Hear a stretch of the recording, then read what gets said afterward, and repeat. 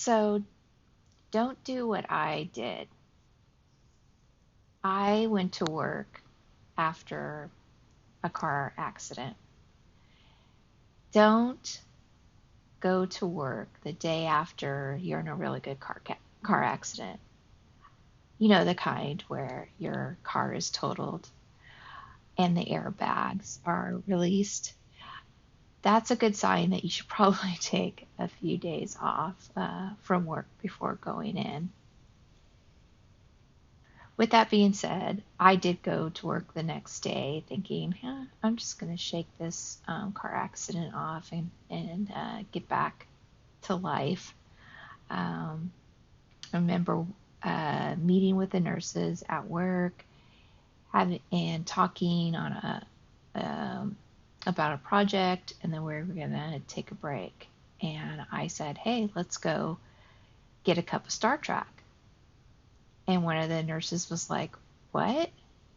I said, yeah, let's go get a cup of Star Trek. And she's like, you just said Star Trek. And I was like, you mean Starbucks? She's like, no, you said Star Trek. And they all kind of looked at me and thereafter encouraged me to get seen by my primary care doctor the next day, which I did. And I found that I had suffered a concussion. One of the common symptoms after a concussion or a brain injury is struggling to say words. And these symptoms can be worsened by stress, anxiety, or fatigue. And one of the biggest fears for myself, and I'm sure for other traumatic brain injury survivors, is losing your job, being seen that you're not competent, or maybe being failed in school because you're having difficulty with word finding or even writing words. It's really funny because sometimes I think my brain just sits back as it's like eating its popcorn, watching and laughing at me as I spout malapropriisms like a dullard character in a Shakespeare play. I'm sure some of you may have felt that way too. Like I said, that can be complete humiliation nation. But you will survive. I've survived. You can too. So the things that can make word finding more difficult, like I said before, is being stressed, upset, and tired. And the reason why is that word finding, speaking, reading, writing is a higher executive brain function. And these functions are responsible also for planning, time management, critical thinking, math skills, things like that. When these types of functions, these executive functions of your brain, take a lot of power to run smoothly. And after a traumatic brain injury, this is energy your brain doesn't want to share because it needs it. It needs all the energy it can get to heal your brain. And this is one of the reasons why after a concussion or a traumatic brain injury, people will struggle with these higher level brain functions. Some of the symptoms of difficulty with speech will be related to word finding, saying words, thinking a word and saying a different word, running words together, struggling to say a word clearly.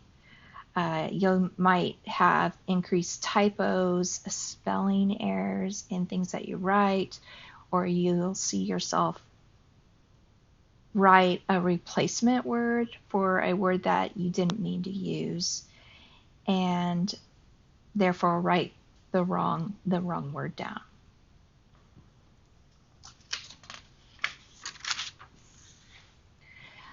So what worked for me when I struggled with my words when I was early into my recovery was I just kind of learned to laugh at it, because it's not a reflection on you, it's a reflection on how your brain is functioning at that moment. And you just got to have humor when it comes to the brain and it wants to glitch. I mean, people with healthy brains struggle at times with word finding, though people with traumatic brain injuries struggle with word finding every day. What I also do when I'm caught tongue-tied is I will deflect or distract with sayings like, oh man, I need more coffee, or you realize you're talking to a blonde, right? And that kind of smooths over the interaction with someone that you are trying to communicate with. The other thing is, if coworkers or classmates point out mistakes, such as spelling errors or using the wrong word, just say thank you.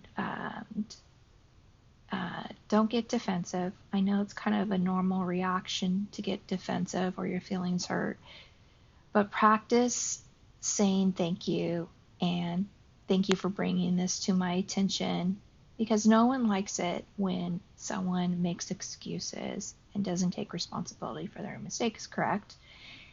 So just say thank you, take a deep breath, walk away when you can, and then reflect on the error that someone had pointed out to you, and try not to make that mistake again in the future.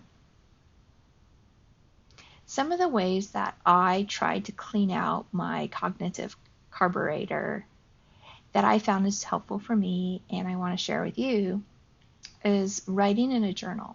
So I always write first thing in the morning before starting work in my journal. And the act of writing, moving your hand with creating your thoughts onto paper, seems to help put my body and my brain together, and my thinking process clears from, waking up.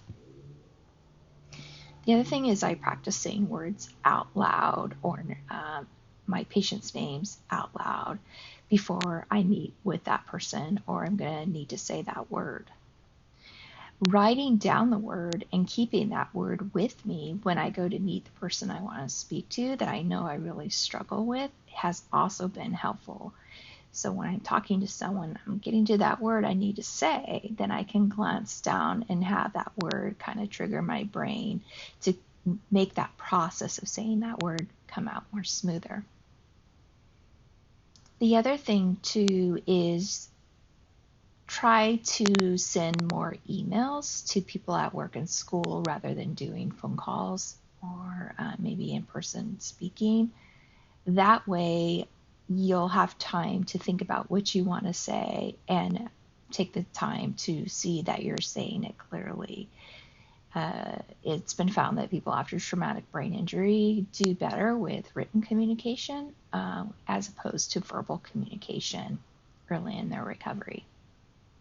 And then the other benefit of putting it in writing is that you can print it off and have it tucked into a journal or a workbook to remind you of the conversation, the details of the conversation, and whatever was agreed upon or what you said you would do after that conversation. So it's a good external memory tool also. The other thing too is to slow down your speech. You might find when you try to talk fast or talk at the rate you're used to speaking, or keep up maybe with the rate of speech in the conversation you're participating in, may lead to you increasing your difficulty with finding the word or saying the word, or maybe even your words may slur. So when it's really important to speak, and you're feeling kind of nervous or anxious, just think to yourself of speaking slowly and saying each word carefully, and therefore that'll help your what you're going to say come out more smoothly. This you can see a specialist for these symptoms, and I often refer my patients to a speech therapist. I cannot tell you how wonderful these therapists are. They, of course, in their title, people think, yeah, they help with speech, but they also help with cognitive functioning, and they can help identify areas where your brain is having glitches and dropping things, essentially.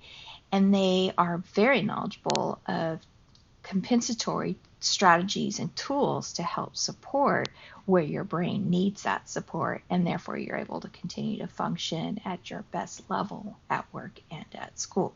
So if you are struggling with your speech, ask your general practitioner for a referral to a speech therapist, and they will help you out with that. Now remember, you are still smart. You and your brain are just healing at this time. So try to keep a little bit of humor, be kind to yourself, and realize that over time and as your brain heals, its performance will improve. And of course, with a lot of practice.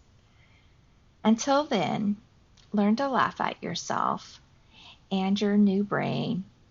And don't forget to stop to have a cup of Starbucks. Starbucks coffee, whatever. Have a great day.